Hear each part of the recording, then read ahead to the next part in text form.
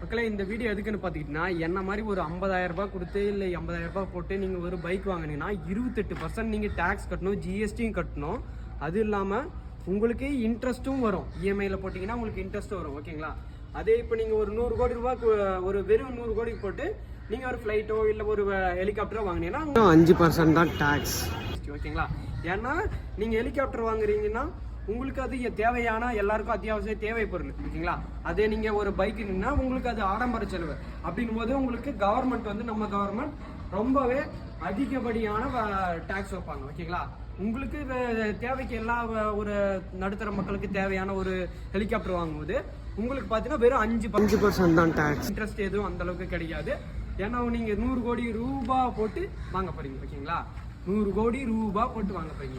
அதே நீங்கள் 80,000 ரூபாய் போட்டு கொடுத்து வாங்கினீங்கன்னா உங்களுக்கு 28% டேக்ஸும் வரும், கண்டிப்பாக இன்ட்ரெஸ்ட்டும் இருக்கும். அந்த மாதிரி எதுவும் பண்ணாதீங்க. ஓகேங்களா?